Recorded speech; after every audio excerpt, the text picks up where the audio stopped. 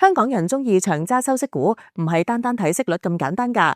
唔想賺息蝕價，就一定要做好選股。Hello， 大家好，歡迎返到嚟講故事。呢度會同大家緊貼市場資訊，分享我呢10年嘅投資經驗同實戰思維俾大家。如果你想學多啲學校從來冇教過嘅投資知識，即刻撳個訂閱。中意呢類型內容，記得撳埋點讚、開啟小鈴鐺同分享俾朋友，快啲達成財務自由啦！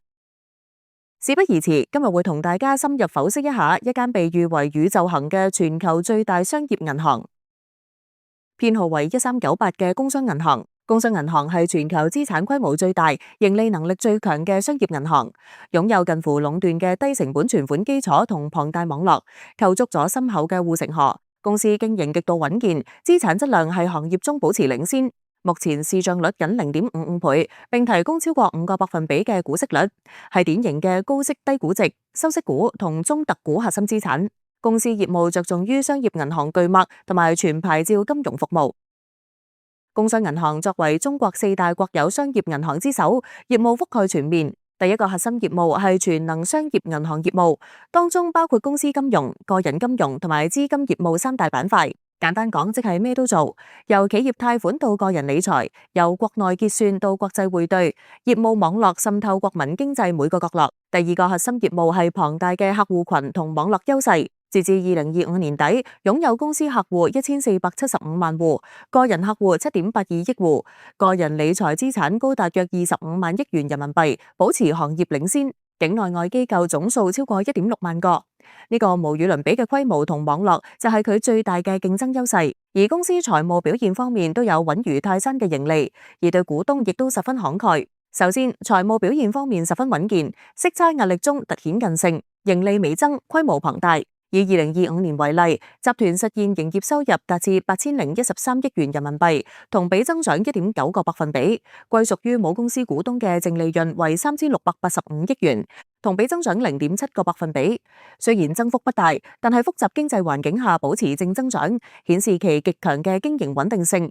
能夠達至呢個極強嘅經營穩定性，其中一個重要核心優勢係低成本存款。工行佔據全國約12個百分比嘅存款市場份額，龐大而且黏性高嘅低成本零售存款係其最核心嘅護城河來源。相信好多人都關注佢嘅派息回報。根據現時行情，公司過去12個月股息為每股0.35港元，按現時股價6.85港元計算，股息率高達5.11個百分比，係港股市場中屬於極具吸引力嘅水平。加上穩定而又持續嘅分紅政策，係名副其實嘅現金流。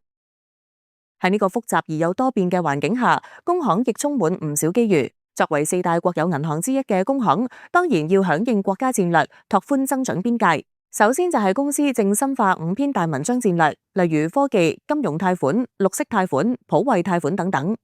簡單嚟講，就喺服務實體經濟嘅同時，亦為自己打開新嘅信貸增長空間。其次就係數字化轉型，成效顯著。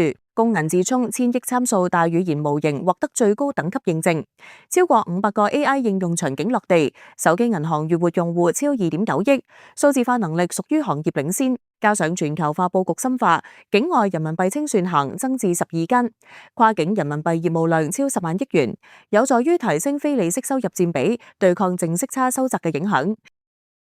雖然工商銀行機遇處處，但係股市世界並唔存在十全十美嘅股票同埋必勝策略，每一筆投資都伴隨着取捨同埋機會成本。如果你突然遇到完美嘅股票，咁大家就要更加小心，因為好大機會係你睇漏咗嘢。首先就係淨息差持續受壓，為咗支持實體經濟，貸款市場報價利率持續下調，導致銀行淨息差面臨下行壓力。2025年，工行淨利息收益率為1.28個百分比，比上年下降14個基點。息差能否穩住係未來盈利嘅關鍵。第二就係要留意宏觀經濟同埋資產質量。雖然當前不能率穩定，但零售同房地產等領域仍存在潛在違約風險。如果宏觀經濟復甦不及預期，可能會導致信用成本上升價。第三就係盈利能力指標回落，公司嘅平均總資產回報率同埋加權平均淨資產收益率近年呈下降趨勢，反映出行業整體面臨嘅盈利增長挑戰。總括而言，工商銀行係一隻巨無霸級別嘅核心資產。作為巨型國有銀行，增速偏向平穩。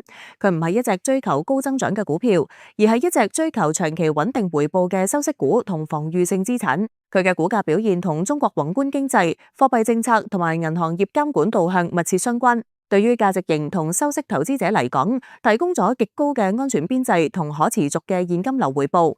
佢嘅市場地位同埋穩健財務狀況，令佢成為資產配置中發揮基石作用。最後希望以上分析能夠幫助大家更深入了解工商銀行投資涉及風險，大家務必審慎選股。希望今條片幫到大家。最後記得俾 like、訂閱同 share 俾朋友仔，仲有撳埋鐘仔啊！我哋下次片再見，拜拜。